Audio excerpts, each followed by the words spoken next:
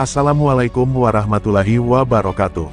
Halo sahabat Mizan Story dimanapun kalian berada. Semoga sehat selalu dan semoga harimu menyenangkan.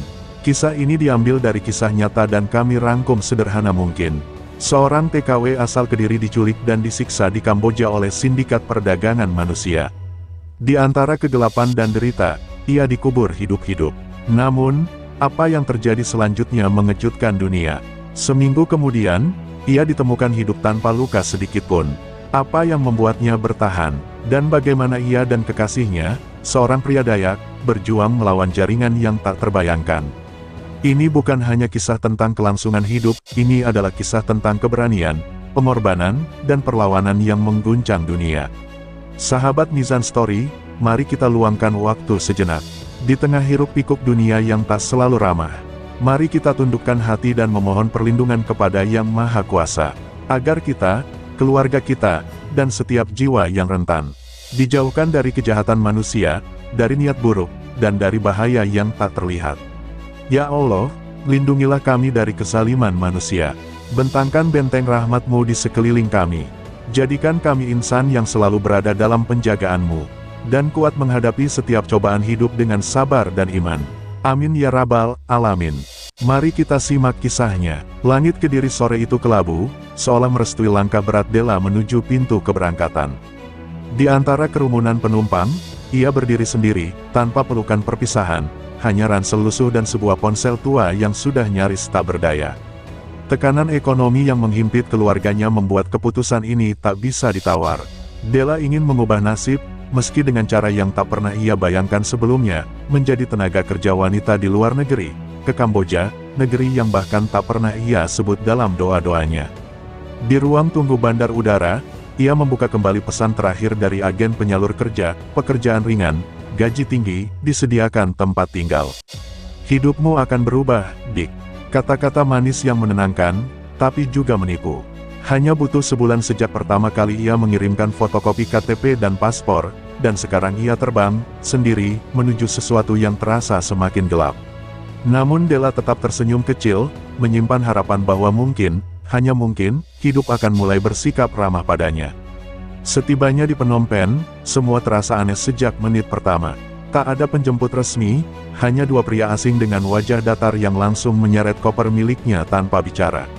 Mereka membawanya melewati gang-gang sempit, lalu menaiki mobil tanpa pelat resmi. Hati Della mulai berdegup kencang. Saat ia bertanya, hanya satu jawaban yang dilemparkan kasar dalam bahasa Inggris terbata, "Shut up. Work soon." Telinganya berdenging, tangannya mulai berkeringat, semua terasa seperti jerat yang mulai mengunci. Ia dibawa ke sebuah pabrik kumuh di pinggiran kota. Udara di dalamnya dipenuhi bau besi karat dan keringat manusia. Di sana, puluhan wanita dari berbagai negara bekerja dalam keheningan yang mencekam. Tak ada jam istirahat, tak ada upah, hanya kerja tanpa henti, dengan mata pengawas yang selalu awas dari balik jendela kaca gelap. Di malam hari, mereka dikunci dalam barak kecil dengan jeruji. Della duduk di pojok, memeluk lututnya, mencoba mengingat wajah ibunya yang tersenyum saat melepasnya pergi, senyum yang kini terasa seperti kutukan. Hari berganti minggu, dan tubuh Della mulai menunjukkan luka-luka. Bekas cambuk di punggungnya tak sempat sembuh karena harus kembali mengangkat beban. Ia pernah mencoba kabur, sekali. Tapi baru beberapa langkah keluar pagar, tubuhnya dijatuhkan dan diseret kembali seperti binatang. Hukumannya, 3 hari dikurung dalam ruang gelap tanpa air dan makanan. Ia nyaris kehilangan akal. Suatu malam, ia berbisik dalam hati, "Jika aku mati, semoga rohku pulang ke Kediri." Dan kematian pun datang, atau begitulah yang ia kira. Pada malam paling dingin di bulan itu, Della dipanggil oleh 2 pria bertopeng. Tanpa peringatan, ia dipukul dari belakang dan tubuhnya dilempar ke dalam mobil. Ia tak tahu kemana dibawa, hanya merasakan guncangan, dingin, dan tanah lembab yang menyentuh pipinya saat ia mulai sadar di tengah gelap hutan. Sebuah lubang menganga di hadapannya. Ia tak sempat berteriak. Dalam sekejap, tanah menutupinya, lalu gelap. Tak ada udara, tak ada cahaya, hanya tanah dan kegelapan abadi. Namun sebelum kesadaran terakhirnya lenyap, sesuatu yang aneh terjadi. Della merasa tubuhnya hangat. Sebuah bisikan lembut, tidak dari dunia ini, menggema di telinganya, "Belum waktumu." Leluhur melihatmu. Saat itulah, napasnya kembali. Tapi ia tetap diam, tertutup tanah, jantungnya berdetak, hidup dalam kubur yang seharusnya jadi liang matinya. 7 hari telah berlalu sejak tubuh Della dikubur dalam sunyi hutan Kamboja. Hujan turun hampir setiap malam, membasahi tanah yang menjadi makam tak bernisan itu. Namun pagi itu, seorang petani lokal bernama Saret melintasi jalur setapak yang jarang dilalui. Ia hendak memeriksa perangkap babi hutan di sekitar ladang pisangnya. Ketika kakinya menginjak tanah lembek yang aneh, ia berhenti. Di bawah lapisan lumpur itu, ada sesuatu yang bergerak, atau mungkin, bernapas. Dengan hati-hati, Saret menggali menggunakan cangkul kecil. Tak lama, ujung jarinya menyentuh sesuatu yang hangat. Saat ia menarik tanah lebih dalam, wajah seorang perempuan muncul, pucat, penuh lumpur, namun matanya terbuka. Della mengedipkan mata pelan, lalu menangis tanpa suara. Saret mundur ketakutan, namun instingnya sebagai manusia mengalahkan rasa takut itu. Ia segera mengangkat tubuh Della, membungkusnya dengan jaket tuanya, dan membawanya ke rumahnya yang sederhana di tepi desa. Di dalam kamar kecil dengan lampu minyak yang redup, Della terbaring diam, tapi matanya terus menatap langit-langit jerami. Tubuhnya hangat, tanpa luka luar, meski tanah masih menempel di wajahnya. Para tetua desa berdatangan setelah mendengar kabar gadis yang keluar dari kubur. Mereka bertukar pandang, berbisik dalam bahasa Khmer, hingga salah satu dari mereka berkata dengan suara gemetar, "Ini bukan manusia biasa, ini roh yang dikembalikan." Malamnya, saat Saret membersihkan sisa tanah di tangan Della, gadis itu akhirnya berbicara. "Saya dikubur," katanya lirih. Ia menceritakan semuanya, penipuan, penyiksaan, dan saat-saat terakhir sebelum tanah menutup hidupnya. Tapi yang membuat Saret merinding bukan kisah itu, melainkan ketika Della bercerita tentang suara misterius dalam kubur. Suara yang menguatkannya, membuat jantungnya berdetak meski tubuhnya seharusnya telah mati. "Saya merasa dilindungi," bisiknya. "Ada cahaya, dan bayangan besar, seperti penjaga." Keesokan harinya, Della dibawa ke klinik kecil di Phnom Penh oleh relawan lokal. Anehnya, hasil pemeriksaan menunjukkan ia dalam kondisi sehat total. Tidak ada tanda-tanda kekurangan oksigen, dehidrasi, atau trauma fisik berat. Dokter hanya menggelengkan kepala, menyebutnya sebagai keajaiban medis. Namun Della tahu, ada sesuatu yang jauh lebih besar dari sains yang telah menyelamatkannya, sesuatu yang mengalir dari akar tanah leluhur yang bahkan belum ia kenal. Saat berita tentang Della tersebar melalui media sosial dan disambut gegap gempita oleh warganet Indonesia, ia hanya duduk diam di bangsal rumah sakit, menatap keluar jendela. Cahaya matahari sore menyinari wajahnya. Tapi jauh di dalam dada, ia menyimpan api baru, api dendam yang bercampur tekad. Ia telah melihat neraka, dan kembali. Dunia harus tahu, sindikat itu harus hancur. Dan Della bersumpah, tidak akan ada lagi perempuan yang harus bangkit dari tanah seperti dirinya hanya untuk didengar. Malam itu, saat semua perawat tertidur, Della menggenggam kalung yang dulu diberikan kekasihnya, Fajar, seutas benang dengan ukiran kecil berbentuk burung enggang. Ia menutup mata, dan berbisik ke angin yang masuk melalui jendela, "Aku masih hidup, tapi mereka akan tahu rasanya mati." Jauh di jantung hutan Kalimantan, di tengah rintik hujan yang membasahi tanah leluhur, seorang pemuda bernama Fajar menatap layar ponselnya dengan mata memerah. Berita tentang Della, kekasih yang dikiranya telah mati, muncul di beranda media sosial. TKW asal Kediri ditemukan hidup setelah dikubur oleh sindikat manusia. Ajaib, tanpa luka sedikit pun. Tubuh Fajar bergetar. Ia membaca ulang kalimat itu berkali-kali, berharap ini bukan keajaiban palsu. Di balik kesunyian malam, raungan kemarahan keluar dari mulutnya seperti teriakan nenek moyang yang dipanggil kembali. Fajar adalah keturunan Dayak Iban, seorang pewaris darah tua yang jarang disentuh modernitas. Tubuhnya penuh tato sakral yang hanya digores dalam upacara tertentu, lambang keberanian, pelindung roh, dan janji pada tanah. Saat cinta dan darah bersatu, Dayak tak hanya mencintai dengan hati, tetapi dengan nyawa. Ia memanggil saudara-saudara seperjuangannya, para pemuda yang telah ia latih dalam sunyi hutan, dan menyampaikan satu kalimat, "Dia dilukai, dan roh kita dipanggil untuk membalas." Dalam sekejap, bara api dinyalakan di tengah bulatan tanah adat. Para tetua berkumpul, bunyi gong besar menggetarkan tanah, menandai panggilan perang yang tak pernah dibunyikan selama puluhan tahun. Fajar berdiri di tengah lingkaran itu, matanya menatap nyala api. Aku tidak akan biarkan mereka menyentuh perempuan kami. Della adalah kita, dan darah kita telah mereka tumpahkan. Suara-suara menyahut, tangis ditahan oleh semangat. Malam itu, keputusan dibuat, perjalanan ke Kamboja akan dimulai. Sebelum berangkat, Fajar melakukan upacara pemanggilan roh pelindung. Ia duduk dalam diam di tengah hutan, tubuhnya dilumuri arang dan bunga kuning. Asap kemenyan menari di udara, sementara ia membaca mantra yang diwariskan turun-temurun. Dalam pandangannya yang mulai kabur, sesosok bayangan muncul, tinggi, berkulit merah tanah, dengan mata yang membara. Leluhurmu bersamamu, anak tanah. Tapi ingat, pembalasan harus dengan kehormatan, bukan kemarahan kosong. Roh itu menghilang, meninggalkan Fajar dengan kekuatan yang tak pernah ia rasakan sebelumnya. Keesokan paginya, sekelompok pria Dayak dengan senjata tradisional dan pengetahuan medan tempur bergerak ke kota.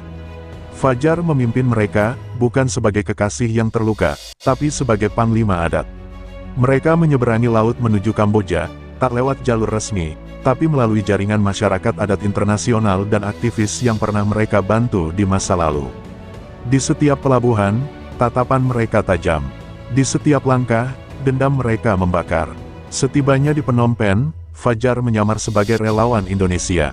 Ia tahu Della ada di rumah sakit, tapi ia tidak langsung menemuinya.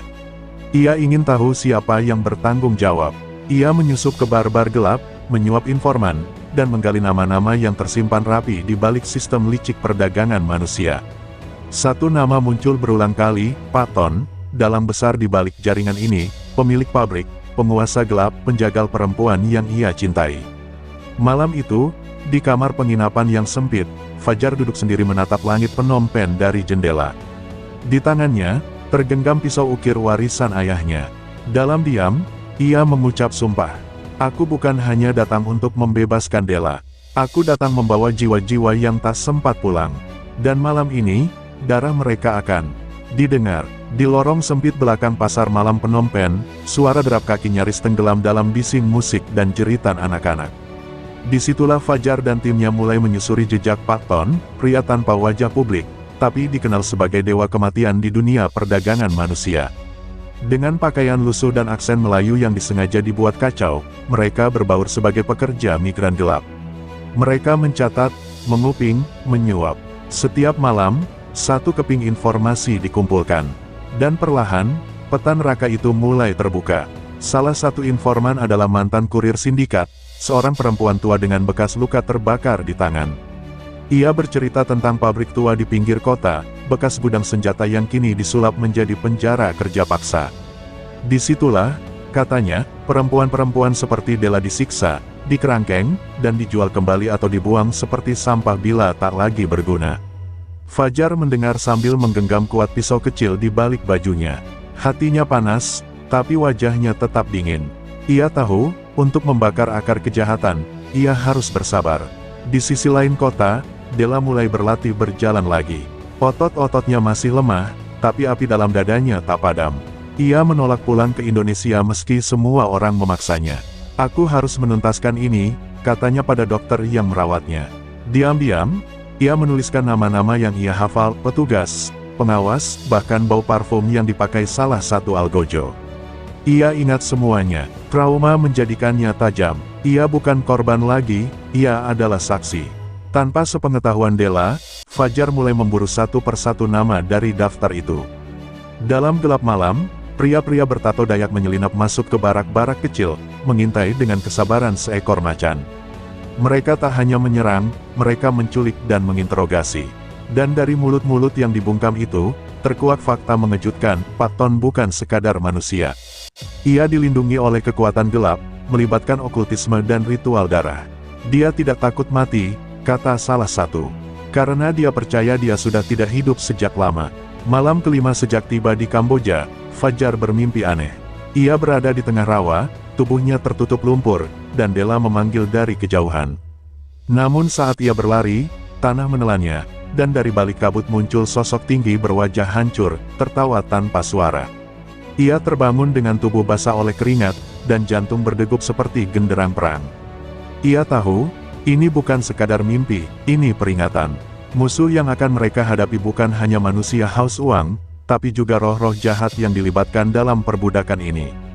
Pagi harinya, seorang anak jalanan yang pernah mereka bantu muncul tergopoh-gopoh dengan sebuah foto. "Ini Patton," katanya, menunjuk pria botak berkacamata hitam, duduk di sebuah restoran elit bersama dua penjaga bersenjata. Lokasi, dekat Sungai Tony Sap, markas kecil yang dikamuflase sebagai tempat karaoke.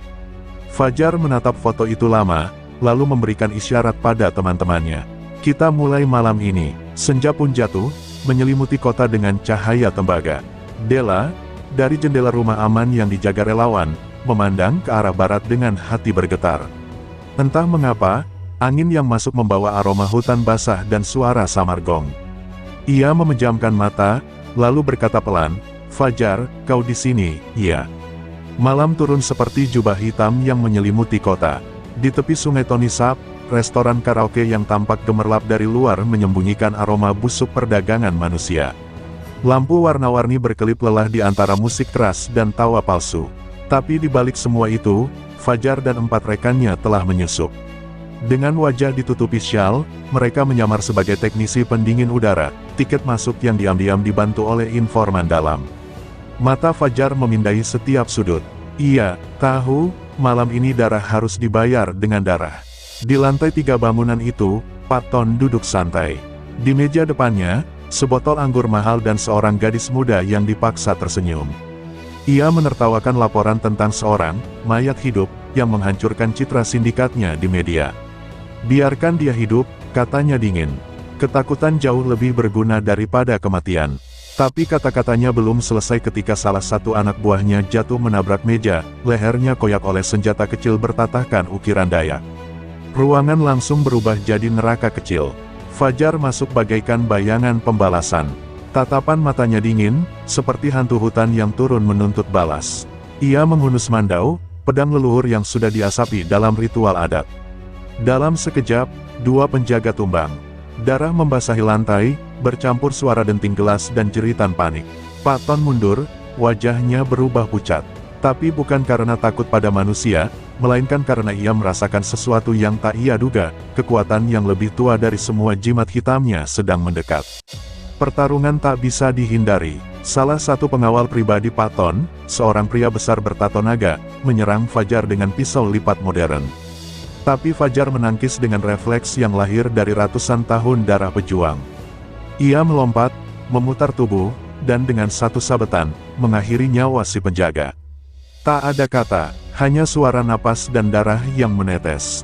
Namun, saat Fajar mendekat ke Patton, tubuh pria itu tiba-tiba seperti meledak oleh energi tak kasat mata.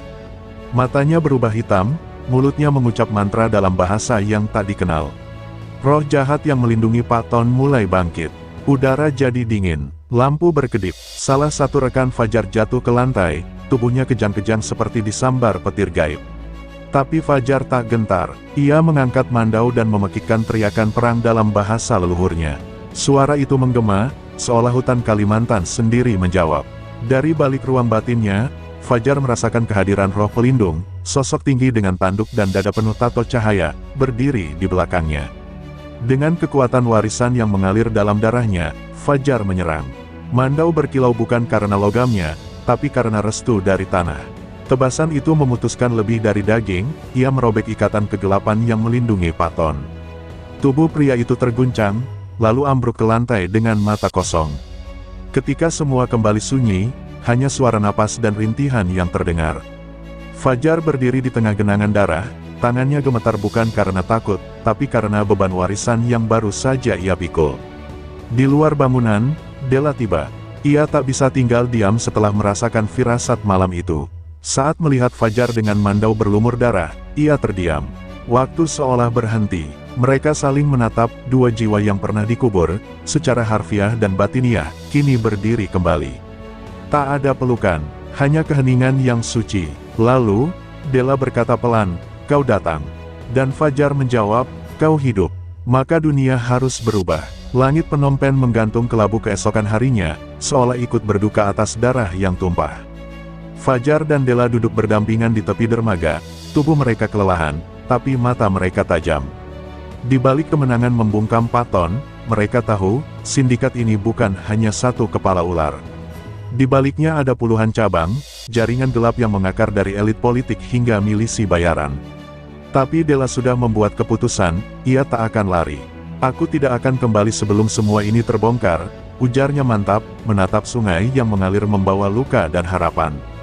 Di markas kecil para relawan internasional, Fajar dan timnya mendapati kejutan, berita kematian Patton viral di dunia bawah tanah. Tapi bukan dalam bentuk ketakutan, melainkan pembalasan. Mereka menerima pesan ancaman. Salah satu rekan Dayak yang tertinggal untuk berjaga di pos luar ditemukan terbakar dalam mobil. Mereka menyerang balik, kata Fajar lirih, matanya merah. Della hanya diam, tapi dalam diamnya ia menuliskan nama satu persatu yang harus mereka singkirkan.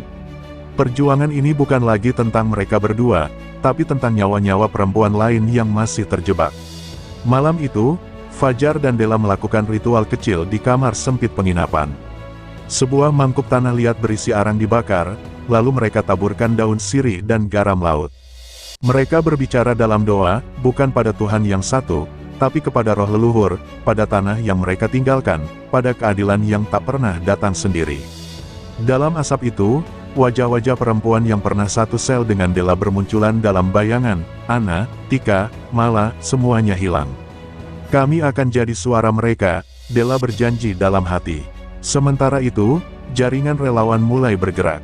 Berita tentang penyelamatan Della dan terbunuhnya Patton menggemparkan banyak pihak, termasuk organisasi HAM internasional.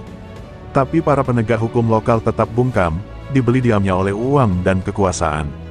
Maka strategi berubah, Della dan Fajar mulai mengungkap kebenaran lewat jalur media. Dengan identitas yang disamarkan, Della merekam kesaksiannya, lengkap dengan bekas luka di pergelangan, suara tangis para korban, dan deskripsi bagaimana mereka dikubur hidup-hidup. Video itu meledak di internet seperti bom waktu. Dalam hitungan hari, simpati datang dari seluruh dunia. Tapi bersamaan dengan itu, nyawa mereka makin terancam.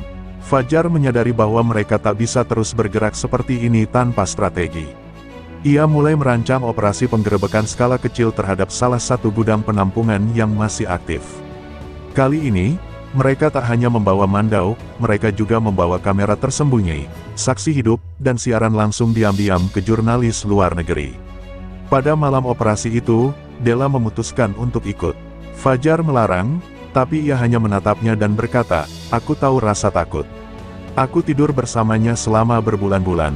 Tapi malam ini, aku mau tidur dengan keberanian." Di tengah teriakan, debu dan tembakan, Della berjalan melewati sel demi sel, memanggil nama-nama korban yang mungkin masih hidup. Ia menemukan 3 perempuan, setengah mati, tapi masih bernafas. Sementara di luar, Fajar melawan 2 pria bersenjata dengan tangan kosong, hanya bersenjatakan mandau dan dendam. Ketika Fajar menyingsing, dan langit perlahan berubah dari kelabu menjadi merah keemasan, mobil mereka melaju di jalanan sempit dengan tubuh-tubuh yang berhasil diselamatkan. Fajar di belakang kemudi, Della memeluk seorang gadis kecil di pangkuannya. Dunia masih belum tahu siapa yang memulai perang ini. Tapi di balik sunyi pagi, Della berbisik pada anak itu, "Kau selamat. Kita selamat." Tapi ini belum akhir. Tak ada yang bisa membungkam kebenaran yang disulut oleh keberanian. Video kesaksian Della ditayangkan ulang di berbagai media independen internasional. Potongan gambar gadis-gadis kurus dipeluk Della di malam penyelamatan itu, suara napas mereka yang tersengal, dan wajah Fajar yang berlumur keringat dan darah menjadi simbol perlawanan baru. Hashtag tentang perempuan yang bangkit dari kubur, mengguncang dunia maya. Tapi semakin terang cahaya yang menyala, semakin besar bayangan yang ditariknya. Dan bayangan itu mulai bergerak cepat, mengincar mereka dari segala arah. Fajar menyadari bahwa musuh mereka telah mengubah strategi. Bukan lagi pembunuhan frontal, tetapi penghilangan jejak. Para korban yang sempat diselamatkan satu persatu menghilang misterius dari rumah aman, seolah ditelan udara. Seorang relawan ditemukan tewas di lorong hostel, matanya terbuka, dan lidahnya dipotong. Peringatan, teror, mereka ingin kita berhenti, kata Fajar. Tapi Della tak goyah. Di dalam dirinya, kini telah tumbuh sesuatu yang tak bisa dibunuh, tekad untuk menyalakan api, meski harus dibakar olehnya sendiri. Di ruang siaran bawah tanah, Della mulai tampil sebagai narator. Suaranya direkam, wajahnya disamarkan. Ia menceritakan detail demi detail perdagangan manusia lintas negara, menyebut kode nama, rute rahasia, metode penyiksaan. Setiap kata yang ia ucapkan adalah pukulan bagi sindikat, tapi juga peluru bagi dirinya. Ia tahu, makin banyak yang ia buka, makin dekat kematian merayap ke lehernya. Namun ada satu nama yang belum pernah ia sebut. Nama itu ia simpan paling akhir, si bayangan, sosok di balik semua kegelapan, yang bahkan Patton tak berani sebut. Fajar, di sisi lain, mulai dihantui bayangan kekalahan. Ia merasa mereka tak pernah benar-benar menang. Kemenangan demi kemenangan terasa seperti tambalan di luka yang terus berdarah. Ia mulai bermimpi buruk tiap malam, melihat Della dikubur lagi, mendengar jeritan korban yang gagal mereka selamatkan, merasakan darah hangat di tangannya yang tak pernah hilang. Tapi Della menenangkannya dengan satu kalimat sederhana, kalau kita takut, mereka menang. Kalau kita bicara, mereka gemetar. Dan malam itu, untuk pertama kalinya, Fajar menangis dalam pelukannya. Kemudian datang malam pengkhianatan. Seorang informan mereka yang paling dipercayai, bernama Sorya, ternyata mata-mata. Ia memberi lokasi markas pada kaki tangan, si bayangan. Dalam hitungan menit, tempat persembunyian mereka diserbu. Denting peluru menggema, dinding-dinding runtuh, dan Fajar menyeret Della keluar lewat lorong pembuangan. Mereka berlari di lorong gelap sempit, napas berpacu dengan waktu. Della sempat terjatuh, lututnya berdarah. Tapi ia bangkit lagi, selalu bangkit, selalu melawan. Mereka akhirnya berlindung di sebuah kuil tua di luar kota, disambut oleh seorang biksu tua yang tak banyak bicara. Di tempat itu, untuk pertama kalinya sejak semuanya dimulai, Della menangis tanpa suara. Ia menatap Fajar dan bertanya, apa kita akan mati sia-sia? Fajar memegang tangannya erat, menatap mata perempuan yang pernah bangkit dari kubur, dan menjawab, tidak. Karena api yang kita nyalakan sudah menyala di dada orang lain. Dan mereka, tidak bisa memadamkan semuanya. Fajar dan Della tahu, pelarian mereka tidak akan berlangsung lama. Di balik bayang-bayang kuil tua, mereka menyusun rencana terakhir, bukan untuk bertahan hidup, tapi untuk menghancurkan akar kekejaman ini sekali dan selamanya. Melalui jaringan gelap yang mereka bangun selama berbulan-bulan, mereka berhasil mengakses satu lokasi rahasia, tempat, si bayangan, bersembunyi, markas pusat perdagangan manusia yang belum pernah disentuh siapapun. Jika kita mati dalam perang yang kita pilih, kata Fajar, menatap langit pagi yang merah seperti luka. Dengan bantuan seorang jurnalis investigasi dari Prancis dan dua mantan anggota milisi yang bertobat, mereka menyusup ke area bekas pabrik amunisi di pinggiran Phnom Penh. Tempat itu sunyi, dikelilingi oleh pagar listrik dan kamera pengintai. Tapi di bawah tanahnya, di ruang-ruang sempit yang dipenuhi bau besi dan kematian, puluhan perempuan dan anak-anak dikurung seperti binatang. Della nyaris tak bisa menahan tangis saat melihat seorang gadis kecil yang mengenakan pita rambut yang pernah ia berikan pada teman selnya, Mala. Ia masih hidup, tapi nyaris tak bernyawa. Alarm berbunyi. Pengkhianatan kembali datang. Seseorang dari dalam kelompok mereka menjual informasi lokasi penyusupan. Namun kali ini, Della sudah siap. Ia dan Fajar tak lagi bertarung hanya dengan mandau dan tekad. Mereka siarkan langsung semua yang terjadi ke saluran rahasia yang disambungkan ke jaringan jurnalis dunia. Wajah-wajah korban, suara jeritan, nama-nama pelaku, semua mengudara. Dunia menyaksikan, dunia menyimak, dan untuk pertama kalinya, dunia tidak bisa membungkamnya. Si bayangan, muncul di lorong terakhir, pria berjas gelap dengan mata setajam ular dan senyum yang memualkan. Kau pikir kau pahlawan, Della? Katanya tenang. Kau hanya cerita sebentar yang akan dilupakan. Tapi Della tak menjawab. Ia menatap langsung ke matanya dan menembakkan kamera drone mini ke wajahnya. Semua ditangkap, semua direkam. Fajar maju, dan pertempuran singkat tapi brutal terjadi. Tidak seperti sebelumnya, kali ini mereka tak menahan diri. Dendam dari tubuh-tubuh yang pernah dikubur menuntut keadilan. Di tengah kebisingan tembakan dan jeritan, bangunan mulai terbakar. Fajar dan Della menyeret korban keluar satu persatu. Tapi saat mereka hampir mencapai pintu keluar, si bayangan melemparkan granat ke arah mereka. Fajar melompat, memeluk tubuh Della dan gadis kecil di pelukannya. Ledakan menghancurkan separuh dinding, asap dan debu menutupi segalanya. Dalam kebisuan sesaat, Della merasakan tubuh Fajar di atasnya, hangat, lalu dingin. Beberapa jam kemudian, pasukan internasional yang akhirnya turun tangan menemukan Della tertutup debu dan darah, menggenggam tangan Fajar yang sudah tak bernyawa. Ia tak menangis, tak menjerit, ia hanya menatap langit yang kini biru sempurna, langit yang pernah jadi saksi kejahatan, kini jadi saksi keberanian. Della berdiri perlahan, ia tahu, ini bukan akhir.